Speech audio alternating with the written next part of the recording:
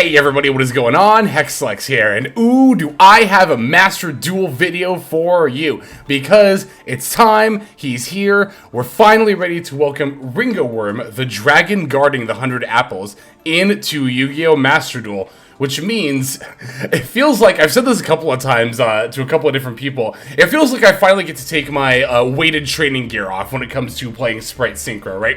Now that we have Ringowurm, the deck is finally what I can, and Dis Pater too, we'll definitely talk about Dis Pater. But now that we finally have these two cards, the deck is finally at full power. Now, I'm gonna hype this deck up a lot, but I won't lie to you about it. I don't think this is gonna be like a new meta threat that nobody's seeing coming. But that doesn't mean it isn't a good deck. It's a very, very, very competitive deck, even, again, before we got the Ringowurm and Dis Pater. So now that we have these cards, it becomes so much more easy to combo. You might notice that there is another card in this deck that is new to the build that I haven't talked about yet. At least not, I don't think I've talked about it much in detail here on the main channel. So let's go ahead and talk about the other star of this show, which is going to be Cyberse Gadget. So Cyberse Gadget is a card that ends up being very, very helpful to Spright Synchro strategy. In general, we actually could have been playing this beforehand, but especially now that Ringowurm is out. Basically, the idea behind Cyberse Gadget is we can turn this card into a Ringowurm, and then we get the level 2 token as a result, right? Because tokens are, of course, non-effect monsters, Ringowurm can special summon itself while the Cyberse token is on the field. Or the gadget token, rather, from the Cyberse Gadget. So, from there, you can sync into the Cupid Pitch, right? Cupid Pitch will bump its level up to 6. The Ringowurm can then banish itself from the yard to get our 100 Apples token, which, remember, this card can optionally be treated as a tuner or not, which makes it insane. This token is actually just... This card as a whole is insane, but the token is wild, so... because the token can optionally be a tuner, we can use a level 6 Cupid Pitch and our level 2 token to then go into the Chaos Ruler. That, of course, will get you the Caligo Cross Search, Crow Search, rather. You'll get the Excavate, and keep in mind, we did all of this under Ringowurm, so if we're going first, Imperm doesn't stop us at all, and if we have to play going second, we can normally Gadget go into the Ringowurm, and then we're ready for a trap card that our opponent might have for us. We can use the Ringowurm to negate and to banish it. So the Cyberse Gadget ends up being very, very good. The other tech card you could use instead that I have seen people talking about, and I've seen people use on like Road of the King list before, is Ready Fusion. We can use Ready Fusion for a fusion vanilla monster from the extra deck, a fusion non-effect monster, and then we can special summon Ringowurm that way. Good targets include, of course, Alvain, the Essence of Vanity, if you want a level 2 tuner that can be Ready Fusioned, and then, I don't remember the name of it, but there is a level 6, I think it's Light Dragon fusion, that's a non-effect monster, and you can use that as well. But between the Ready Fusion and Cyberse Gadget, I mean, I think both are fine. But I think the Cyberse Gadget is ultimately going to be stronger because this card represents more bodies by itself, right? Not only just by summoning this card and going into Ling and getting the token, that's already 2 bodies instead of the 1 that Ready Fusion gives you. But on top of that, I haven't even talked about the fact that Cyberse Gadget is also pretty much a Debris Dragon type effect for any level 2 or lower monster. So this enables a lot, like a lot. If we have a level 2 tuner in the graveyard, for example, you can normal summon Cyberse Gadget and then bring that tuner back. It doesn't even have to be Ringowurm. It could also be the Assault Synchron, or if the Shinobi Necro is in the yard, right? You can bring back your level 2 tuner with Cyberse Gadget, sync for the Coral Dragon, that's why that's in the extra deck, and then you'll get your Gadget token, and then Coral Dragon plus the Gadget token will make a level 8 Synchro. It could be the Chaos Ruler if you haven't gotten into that yet, or it could be the Accel Synchro Stardust as well if you're going for like a follow-up play, right? So, and you didn't use this on like turn 1. So with that in mind, like I said, I think Cyberse Gadget ultimately ends up being better than Ready Fusion. The other thing too, like the main reason I think I would want to play Ready Fusion over the Cyberse Gadget is that Ready Fusion doesn't use our normal summon. And I've even talked about this in this deck before, like in previous profiles covering Spright Synchro. This deck already doesn't have a normal summon, so I think it's totally fine if we're using it on Cyberse Gadget. The debatable only card, like debatably the only other card we would consistently normal summon is the Ringowurm. But as we discussed, if you open Cyberse Gadget plus Ringowurm, you can special the Ringowurm. You don't need to normal summon it. So Like Caligo summons itself, Shinobi gets banished off the graveyard, being put there by Sprind. The Sprites obviously summon themselves, Assault Synchron does, Bystial summon themselves. So yeah, we already don't have a normal summon in the deck. As far as these ratios go, for the main deck, I'm actually considering cutting the Imperms. Imperm in general seems like it's, I don't know, it seems like a fine card most of the time, but like you think about a lot of the matchups, right, that we're seeing in the meta right now. You think about like Math Mech and Dragon Link and Labyrinth, right? A lot of these more upper tier matchups, the Imperm doesn't really single-handedly stop them as it has against decks in previous metas. Vanquish Soul Imperm can be good against like a normal summon Raisin, but that's not guaranteed to be like a play stopper or anything. So yeah, I don't know. It ends up being a little bit weird, I think, the Imperm. Like, it's still a good card, obviously. Like, Imperm is always a fine card, but as with any other tech or, you know, Disruption Tool or Flex Spot in a deck, you know, the Imperm kind of waxes and wanes on exactly how good it is in any given meta. And I think it might be just underperforming enough to maybe take out. As far as what I would put in, maybe a third Saronir. I could see myself adding the branded Regained and Beast. Those are high consideration. Could do tunings if we think we need Assault Synchron more often. But I find, honestly, that this deck doesn't have too many problems opening with plays or, like, drawing into plays. I think it just has a more difficult time playing through Disruption. I feel like that would be the biggest weakness of Spright Synchro, which was a bit jarring after playing Math Mech for so long to come to a deck that is, like, relatively vulnerable to Disruption. So, particularly Maxx is, like, a total game ender against this deck a lot of the time. So, in that regard, we have, like, of course, our own Maxx. I meant to point out, like, we have Ash Blossoms and Call By, and Crossout to kind of help counter Maxx. Prosperity to help not only dig for potentially those, but Prosperity is really here in general to help smooth out our draws. I would only really ever banish 3, and what 3 you banish, it's kind of dependent, but as far as stuff that you can usually get away without, right? The Underworld Goddess, the Almiraj is very hand dependent when it's good. Coral Dragon is pretty situationally dependent. I know I went over the line where Coral Dragon is useful, but outside of that, it's like you don't really use it that often. You could get rid of the Accel Stardust. That doesn't come up all the time. I already talked about Underworld Goddess, right? Avermax doesn't always come up, but the reason we play Avermax, by the way, is because we do have our Spright engine here.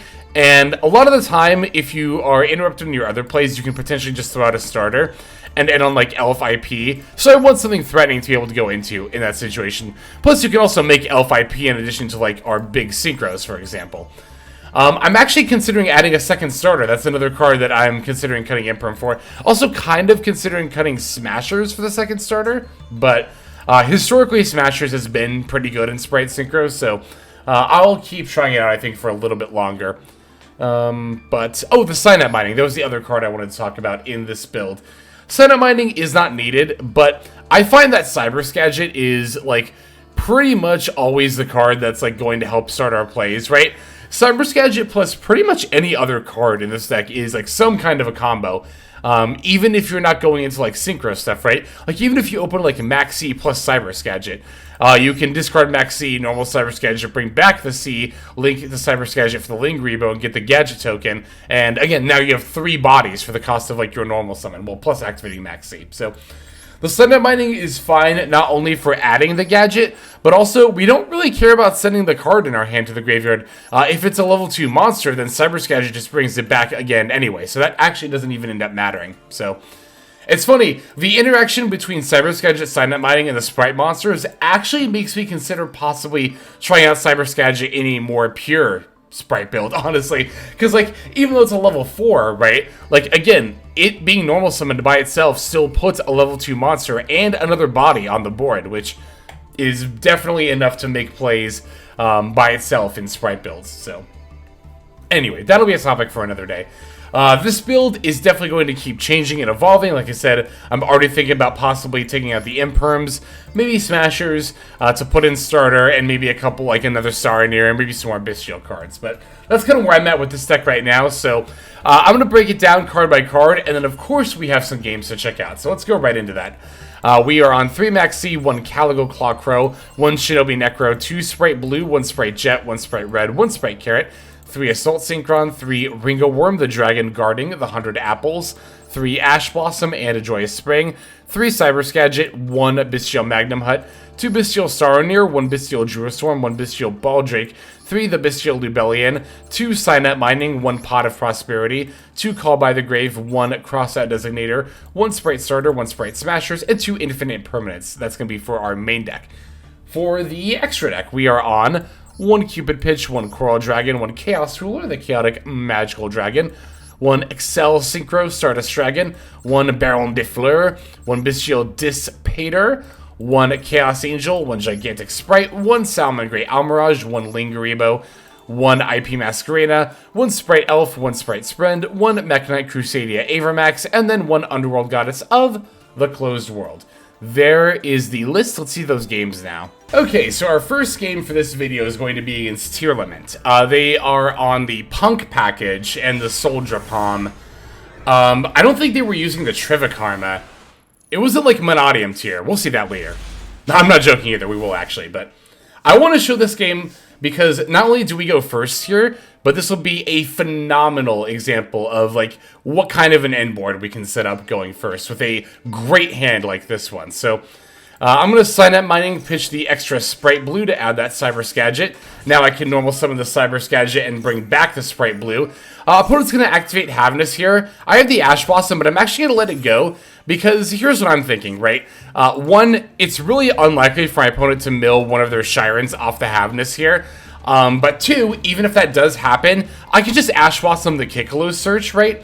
And then that way we can just use it then and still effectively use our Disrupt here. If I knew for sure they were going to summon Kikalos, then yes, it would be better to Ash Blossom Havnus here. However, because I don't know that, I'm willing to personally take a chance, because again, I can still use the Ash Blossom later, so they do end up milling to have the Shiren, because of course they do, but also, this was a huge misplay on my part. Don't do what I did here. I was just clicking yellow buttons and activated the negated Spright Blues effect. This is definitely not optimal because it means I'm not going to be able to use the effect of my other blue in my hand later.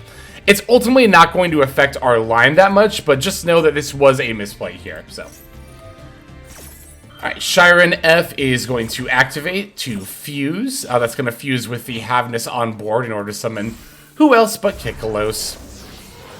And yeah, like I said, even though we hedged a little bit here and ultimately did not negate the Havnus, we can still negate the Kikalo search with the Ash Blossom here. I could have actually held the Ash Blossom even longer if I really wanted to, but I figured by this point they weren't going to have Maxx. Like, if they had Maxx, they were going to use it, so. Alright, linking that card off the Cyberse Gadget for the Ringowurm, summoning the token, allows us to special summon the Ringowurm that is in our hand, and go for Z Cupid Pitch. Now, Cupid Pitch F will activate. I get to sync with the Spright Blue that's already on board, and go for the Chaos Ruler. I don't even think... Oh, wait, I normal summoned. Yeah, it was the Cyberse Gadget. I was about to check, but... Alright, so... Cupid Pitch, Chainlink 1, Chaos Ruler, Chainlink 2. You have to do it this way because Cupid Pitch is mandatory, so you can't block the Chaos Ruler with the Cupid Pitch, but if you use Bystial Saronir, then you definitely can. So, we even get to add the Assault Synchron, which you definitely don't even need, right? But obviously that just is going to make our plays a lot better, so... Now we can go for the Baronne de Fluer, special summon the Spright Blue, link that off with the Caligo Clawcrow to make our Sprind now. I'm even going to keep the Ringowurm on the board for an additional negate, although I think I actually do end up using it as a material later. I'm still experimenting to see just how far you can play while keeping the Ringowurm up, but I think in the future I'll probably end up using it as a material for the Sprind if it's still in play. Especially now that we have Baron up, right? But now we get to make the Bystial Dis Pater. Assault Synchron is going to bring back the Chaos Ruler, although... I do want to mention, I could have actually played this differently and better, right? What I could have done is I could have used Dis Pater to bring back the banished Chaos Ruler and not use Assault Synchron. And then I could have sacked off the Chaos Ruler for the Bystial Lubellion. And then, oh, but you know what? Then I wouldn't have had a level 2. I was thinking about if I could make the Chaos Angel, which I could have here, but I wanted to use, oh, you know what? No, I could have. What am I saying? Okay. I was thinking about making Chaos Angel using both a light and a dark. What I should have done, because I have Lubellion in the yard, I could have sacked off the Chaos Ruler for the Lubellion, and then synced it with that Shinobi Necro I brought back, and then Chaos Angel would have protected not only itself, but also Dis Pater and Baronne. Of course, then I wouldn't have been able to necessarily go into the Spright plays, so I swear, honestly, I feel like when you have good plays with this deck, it's almost an issue of trying to figure out what exactly you want to do. Like, I know that sounds like, oh my god, I have too many things to do, but it actually becomes an issue, so it's cool. So here in particular, we ended on Elf, IP, Carrot, Dis Pater, Baronne, but we could have definitely done things differently. Not only with what we have now, but also if we had built our deck differently. If we were playing rank 8s, we had the opportunity to make a rank 8, like a number 38 Hope Harbinger, or a number 90 Photon Lord, right? For even more negates. It's like there's so many different things you can do with this deck. Alright, I'm going to let the E-Telly resolve here, because I don't want to use my Carrot to get rid of either Elf or Masquerena. So, you know, it's like, it seems kind of weird to not negate the E-Telly there, but I value going into either Goddess or Avermax more than negating that E-Telly. Especially because, as we see here, right, they did go for the Foxy Tune off the Xayamine, but the Foxy Tune didn't even get anything, it just got another Xayamine. So, this felt like bait to me. It just felt like disruption bait. So, I decided not to take it. We're keeping our Baronne, we're keeping our Carrot, we're keeping our Dis Pater on lock. Holding all these cards until we absolutely need to use them. Yeah, I think it definitely pays to be patient with your disruption, and it's definitely going to pay off here, so.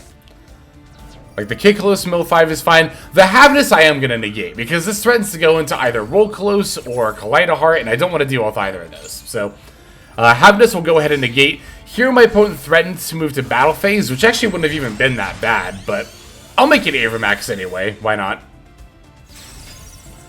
Yep, they move to battle anyway. They realize they can't do anything. They go to special the Fairy Tale Snow. I'm going to use Dis Pater. Now that they've banished cards, I can put one back to negate the snow effect.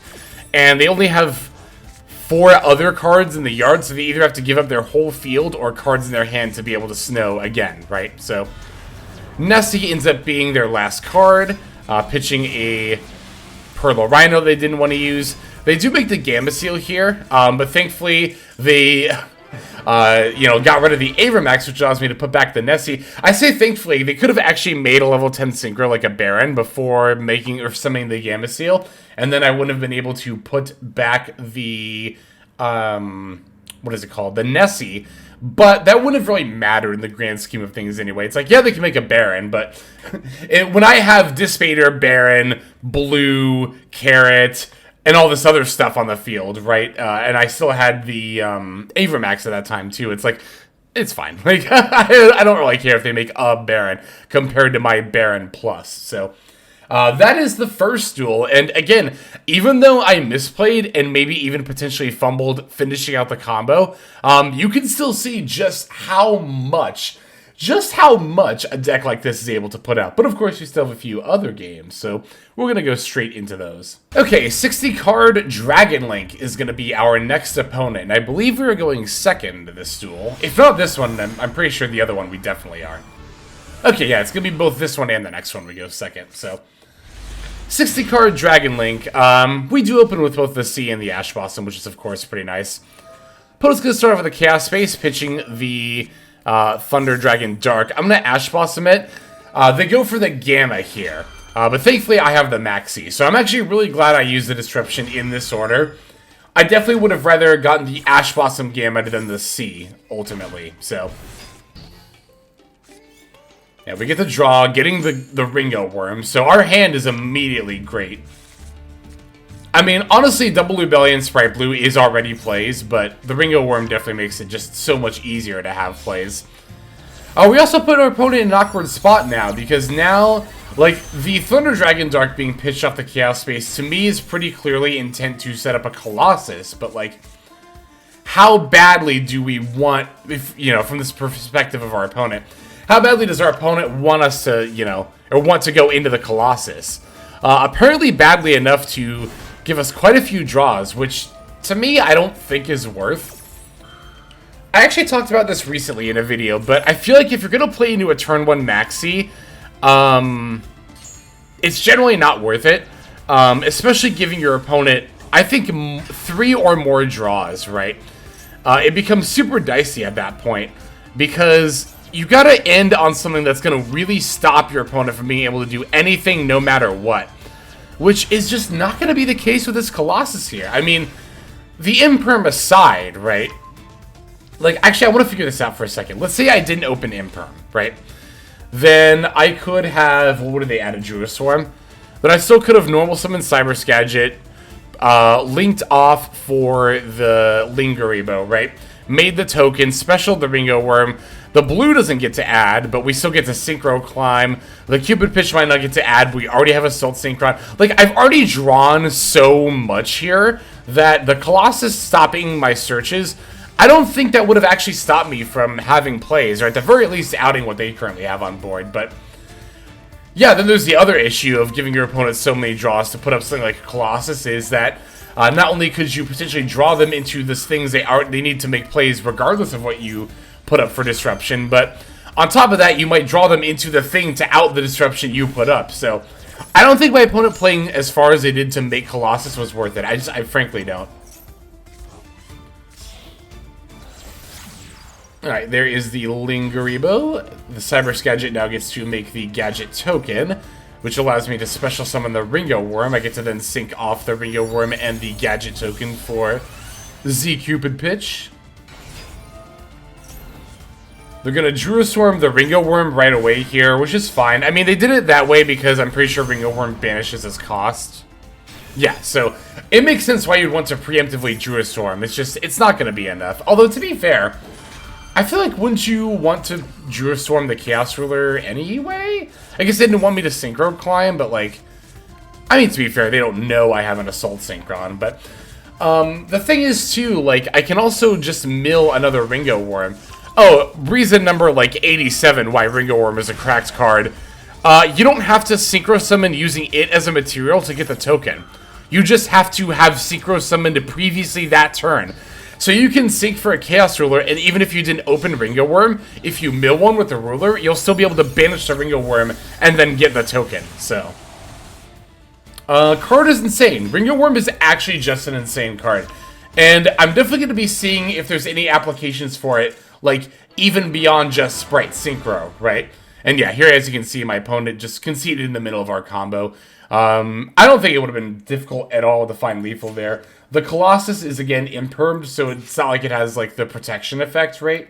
So, yeah. And we have the words brain. We have the Baronne already, and then we can pretty easily make a Chaos Ruler for even more removal. So there's like a banish, there's like a pop right there, and again, should not be too difficult to find lethal in that situation. We even still have the starter, right? So we definitely still have Spright plays, but let's go ahead and see the other jewels we have left here. Okay, here we have a game against @Ignister. They're on Ibly as well, which is interesting. I've not seen an Ignister list that texts that, but gonna be going second yet again here. Opening double Ash Blossom, so it's like, you know, we only have the Ash Blossom to rely on for disruption. I'm going to allow the Picari to resolve. If I've got only one Ash Blossom against @Ignister, I think I'm going to use it against, I'm going to use it here. I'm going to use it against the Dark Infant trying to grab the Ignister Island.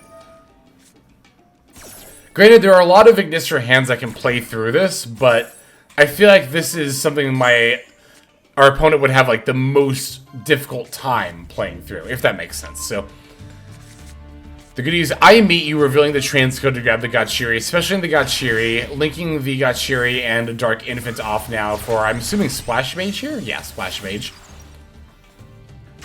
Gachiri making the Splash Mage unaffected. Splash Mage will wheel back the Picari. Looks like Picari is going to get linked off here for the Link Decoder. Link Decoder and Splash Mage go off for the transcode. Transcode, well, Link Decoder first will bring itself back. Transcode is going to bring back the Splash Mage, and then they get to make a Heat Soul here. So, obviously, Transcode, Talker, and Heat Soul is not, like, the best end board, but I don't think it's an awful pivot if you're going to get disrupted. It's better than nothing, right? So, Bystial Monster off the top of the deck is a phenomenal draw. Going to start with Cynet Mining and pitching the Ringowurm. It's going to get Ash Blossomed. That actually does not matter here. We are totally fine. We still have plays, so gonna use the Baldrake F to banish our opponent's Picari at Ignister. Normal summoning Ringowurm allows us to sync for 8, going for the Chaos Ruler. Chaos Ruler is gonna activate, and opponent's got a droplet for it, but this, believe it or not, is actually still fine. We still do not need to resolve the Chaos Ruler. I think I mentioned it before in this video, but at no point for any of the combos do you absolutely need to resolve Chaos Ruler for the Excavate. Alright, we get to make our token here. I'm going to go for the Baronne de Fluer, and then I'm going to bring back the Chaos Ruler. I almost made Dis Pater instead, but I ultimately decided to make Baron, because then I would have the Omni for the opponent's turn, and this might have actually been a legit connect fail, but this could have been a concede as well. I figured having the Omni going into the opponent's turn was better than the Dis Pater. Dis Pater is a very good card, but, you know, I figured, again, just the Omni negate was more valuable overall. And, yeah, it seems that this was enough here. Again, this might have been a legit connect fail. If this was a concede, I think it was a little bit early, because the Baron can't pop either of the monsters due to the transcode having target protection. So I would have need to have battled specifically. And, I mean, yeah, and Omni, and I mean, they don't know about the Ash Blossom, but Omni and Ash Blossom is quite a bit. But with the opponent having 3 drawing into 4 cards, that's definitely not necessarily, like, guaranteed to beat out that number of cards in hand. But again, maybe the opponent's hand was just that bad. I obviously don't know what it was, but we have one more game. Let's dive straight into it. All right, now I mentioned earlier, I alluded to the fact at the top of the video, I think in our first game, because that was against Tier, right, that we did actually have a Monadium Tier Limit opponent, and that is going to be this deck here. This is actually another going second game. We did not open up any disruption this time around, unfortunately, so our opponent's going to have pretty much free reign to do whatever they want. Looks like they're going to use the Foolish Goods to send that Trivikarma, normal summon Reichheart to add the Scareclaw Rival. We're going to link off Reichheart for, I imagine, the Lightheart here. Yep. Alright, Lightheart F is going to add the Primitive Planet Reichphobia, activating the Reichphobia here. Wow, 53% win rate for that card. That's really good. Because you got to remember, that statistic is obviously going to be pre-Monadium, so that means it's representative of Scareclaws? Scareclaw having a 53% win rate, that's like a tier 1 or 2 decks win rate, so it's funny, Scareclaw is, I'm only mentioning this because this is a topic that's come up a lot today, but Scareclaw I feel like is one of those decks that people would say is not good. You can tell I've just watched MBT's video. I think that was a great video, honestly. That's why I've been talking about it so much. So here, all they kind of the only thing they put up here was a Baronne de Fluer, but unfortunately for me, it's not even the Baron, but the Meta Noise. It's going to be enough to stop me turning the Cyberse Gadget face down. Unfortunately, does just not leave me with any other plays here. They're going to send a Havness. I'll use one call by on it. They'll use the Baron negate, so I'll throw out the other call by. But like, yeah. Oh, and then they have a Maxi here too. So